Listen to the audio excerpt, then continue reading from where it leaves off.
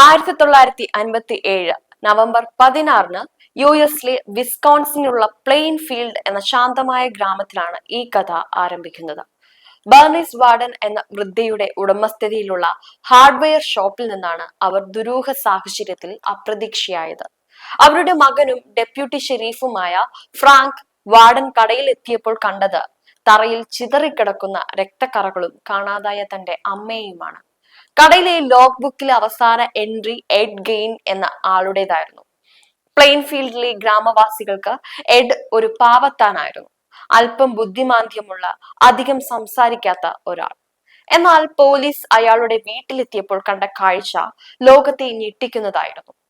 Police എഡ്ഗെയിന്റെ വീട്ടിൽ പ്രവേശിച്ചപ്പോൾ കണ്ടത് ഒരു നരകതുല്യമായ ദൃശ്യമായിരുന്നു. മനുഷ്യന്റെ തലയോട്ടികൾ കൊണ്ടുള്ള അലങ്കാരങ്ങൾ, മനുഷ്യാസ്ഥികളും ചർമ്മവും കൊണ്ട് നിർമ്മിച്ച കസേരകൾ, പാത്രങ്ങൾ, എന്തിനേറെ ബെൽറ്റുകളും ഗ്ലൗസുകളും വരെ മനുഷ്യ ശരീരഭാഗങ്ങൾ കൊണ്ട് നിർമ്മിച്ചിവയായിരുന്നു. കാണാതായ ബർണീസ് വാർഡന്റെ മൃതദേഹം മൃഗങ്ങളെ കശാപ്പ് ചെയ്യുന്നത് പോലെ തലകീഴായി കെട്ടിത്തൂക്കിയ നിലയിലായിരുന്നു. 1954 കാണാതായ മേരി ഹോഗൻ എന്ന സ്ത്രീയുടെ മുഖം മാസ്കാക്കി എഡ് സൂക്ഷിച്ചിരുന്നു.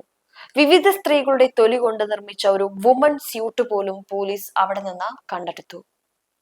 എഡ് ഗേറ്റ്സിന്റെ ഈ ക്രൂരതയ്ക്ക് പിന്നിൽ അയാളുടെ കുട്ടിക്കാലത്തിന് വലിയ പങ്കുണ്ട്. മദ്യപാനിയായ അച്ഛനും അങ്ങേയറ്റം മതഭ്രാന്തിയായ അമ്മയുമായിരുന്നു അയാളുടേത്. ലോകത്തിലെ എല്ലാ സ്ത്രീകളും വേശ്യകളാണെന്നും പുറലോകം പാപപങ്കിലമാണെന്നും അയാളുടെ അമ്മ അഗസ്റ്റ ഗെയിൻ അയാളെ വിശ്വസിപ്പിച്ചു. അമ്മയോടുള്ള അമിതമായ സ്നേഹവും അതേസമയം അവരിൽ നിന്നുള്ള മാനസിക പീഡനങ്ങളും എഡിന്റെ മനസ്സിനെ വികലമാക്കി. 1945 അമ്മ മരിച്ചതോടെ അയാൾ ആകെ തകർന്നുപോയി. അമ്മയുടെ വിയോഗം താങ്ങാനാവാതെ വന്ന എഡ് ശ്മശാനങ്ങളിൽ പോയി ശവക്കുഴികൾ തോണ്ടിയെടുക്കുവാനും സ്ത്രീകളുടെ ശരീരഭാഗങ്ങൾ ശേഖരിക്കുവാനും തുടങ്ങി. അമ്മയെ വീണ്ടും ജീവിപ്പിക്കാനോ അല്ലെങ്കിൽ താൻ തന്നെ അമ്മയായി മാറാനോ ഉള്ള വികലമായ ആഗ്രഹമാണ് അയാളെ ഈ ക്രൂരകൃത്യങ്ങളിലേക്ക് നയിച്ചത്. പിടിക്കപ്പെട്ട ശേഷം 30 മണിക്കൂർ നേരം എഡ് മിണ്ടിയില്ല. ഒടുവിൽ ഒരു ആപ്പിൾ പൈ നൽകിയപ്പോഴാണ് അയാൾ കുറ്റസമ്മതം നടത്തിയത്.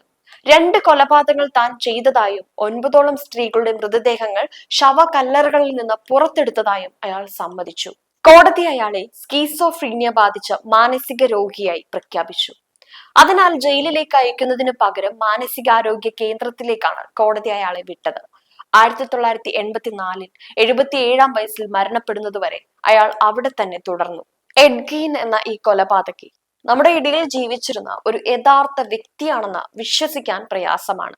ലോകത്തെ വിറപ്പിച്ച psycho, the silence of the lambs തുടങ്ങിയ സിനിമകളിലെ വില്ലൻ കഥാപാത്രങ്ങൾ എഡ് ഗെയിന്റെ ജീവിതത്തിൽ നിന്ന് പ്രചോദനം ഉൾക്കൊണ്ടതാണ്. മനുഷ്യ മനസ്സിന്റെ ഇരുണ്ട വശങ്ങൾ എത്രത്തോളം ഭീകരമാകാം എന്നതിന്റെ വലിയൊരു ഉദാഹരണമാണ് എഡ് ഗെയിൻ എന്ന പ്ലെയിൻ ഫീൽഡിലെ കശാപ്പുകാരൻ.